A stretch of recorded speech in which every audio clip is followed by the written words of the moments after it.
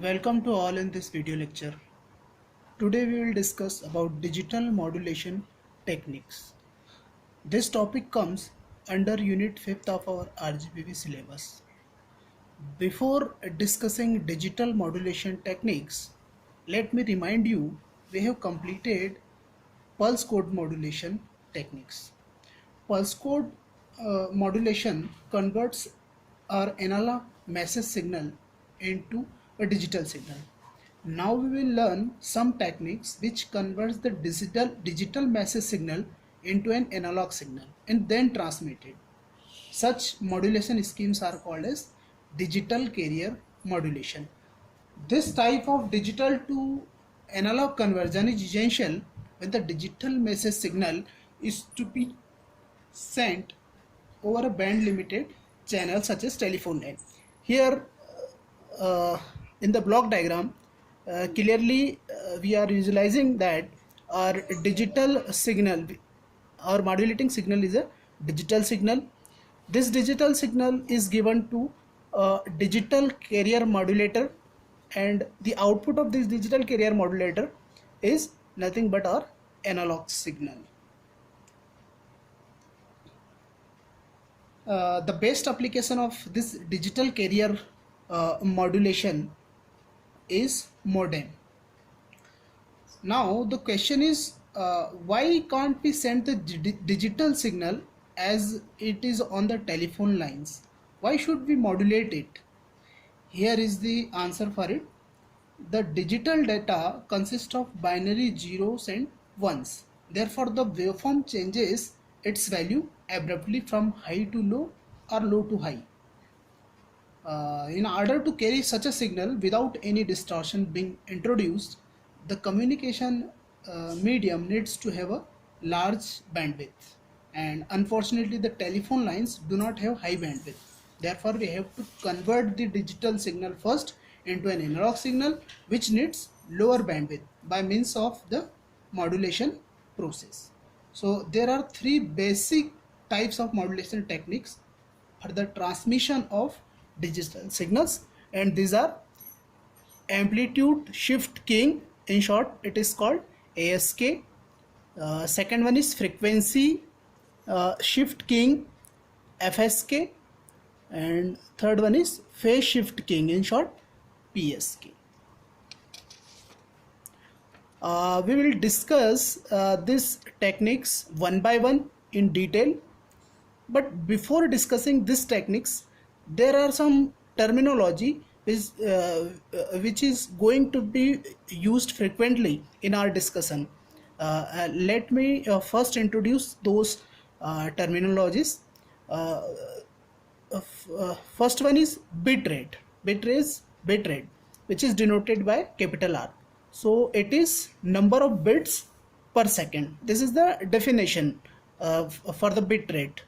Now second one is baud rate, which is denoted by small r, and it is defined it is number of symbols per second. In some books it is written as number of elements per second, where if small n is the notation for number of bits per symbol. There is a relation between bit rate and baud rate. So small r is equal to capital R divided by n. So and another example, another relation is number of symbols. So the number of symbols is denoted by capital L and is equal to 2 to the power n, where n is the number of bits per symbol. Let us take an example for better understanding. Example is an analog signal carries 4 bits per signal elements. If 100 signal elements are sent per symbol, find the bit rate. We have to find the bit rate, that is capital R. We have to find out capital R. Here what is given, small n is given as 4 bits per elements, and a small r is also given, that is baud rate is also given, it is 1000 elements per second or symbol per second. Both units are used for baud rate.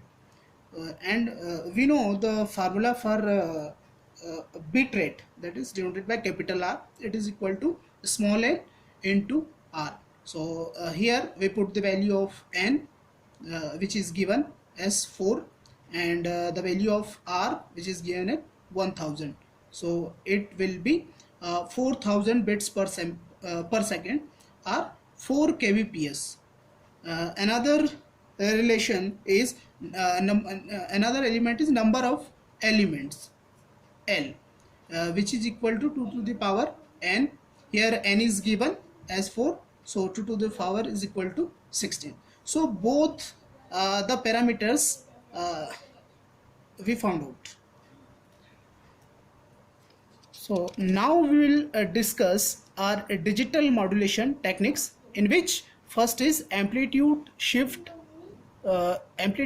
keying, which is in short called ASK. So these are the outlines under which we have to discuss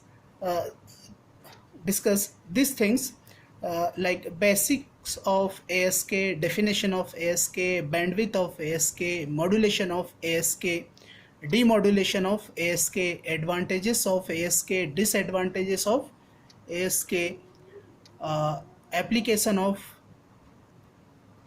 ASK.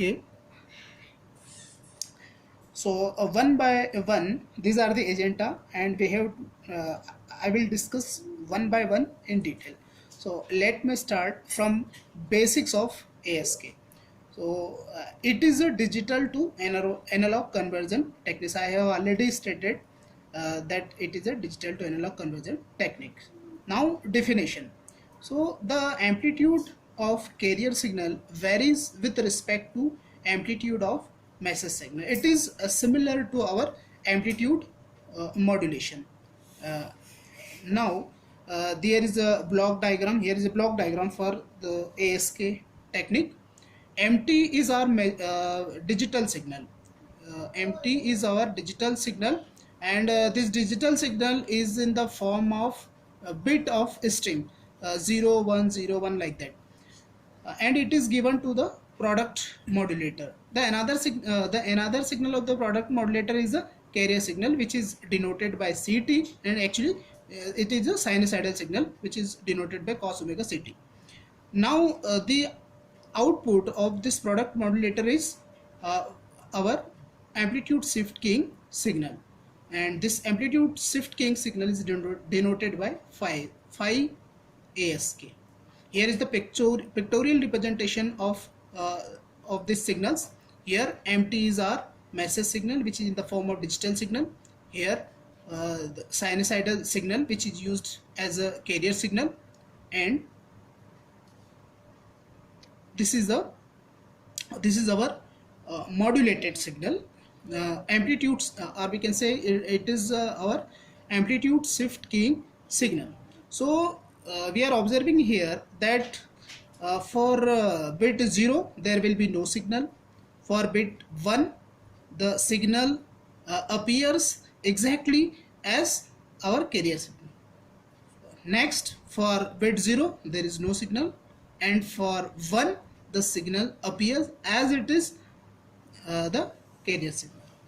So if our number of bits, that is n equal to 1, if we are taking binary representation, then this ASK is called BASK, or on off keying. Now the another issue is bandwidth. We have to find out bandwidth. So bandwidth of ASK. So we have already derived that phi ASK is equal to MT into cos omega CT. So the bandwidth is directly proportional to small r. Here small r is the baud rate, which we have already seen. Bandwidth, now if we remove the proportionality constant, then the bandwidth will be equal to 1 plus d into r, and already we have calculated the formula for this small r. So we have to put the value of small r in the next step. So bandwidth will be equal to 1 plus d into r by n, where small r is the baud rate, capital R is the data rate, d is the factor for modulation and filtering process, and the range of d in between 0 to 1. There are two cases here. For ideal modulation, the value of d equal to 0, and for worse modulation, d equal to 1. Now another agenda is modulation of ASK. So this diagram represents the process of modulation. MT is our message signal, which is a digital signal. Then CT is cos omega CT. It is a carrier. It is a carrier signal. Both the signal, message signal as well as carrier signal, are given to the product modulator, and the product modulator is the ASK waveform, which is equal to MT into cos omega CT, where MT, the value of MT will be 1 for positive voltage and 0 for no voltage. Now our next agenda is demodulation of ASK. So ASK signal will be demodulated or detected in different techniques. The first one is synchronous detection, or it is called coherent detection, and the another one is non-synchronous or non-coherent detection. So in the left side, this diagram represents the synchronous detection technique. In the synchronous detection technique, this is our modulated signal, that is MT cos omega CT signal. This signal is given to the product modulator. The another input of the product modulator is cos omega CT. Since it is coherent or synchronous detection technique, the carrier which is used at the receiver side should be same as we use in the transmitting end, that is cos omega CT. That's why it is called cos omega CT. The output of this product modulator is given to the low pass filter, and the output of the low pass filter will be our message signal, that is denoted by MT. Here this diagram represents the detection of non-coherent detection techniques. Here our modulated signal is given to the envelope detector, and the output of this envelope detector is our message signal. Now if we compare these two techniques, then we find that in the synchronous detection technique, an oscillator is used to demodulate the ASK signal. So it is costly, and here there is no need of any oscillator, so the cost will be low. If we compare according to performance wise, then the synchronous techniques is more efficient than the non-coherent technique, because in non-coherent techniques it gives poor performance with the less SNR received signal. Now our next and last agenda is application of ASK. So first application of ASK is broadcasting of signals. Another application is in optical fiber communication for laser intensity modulation.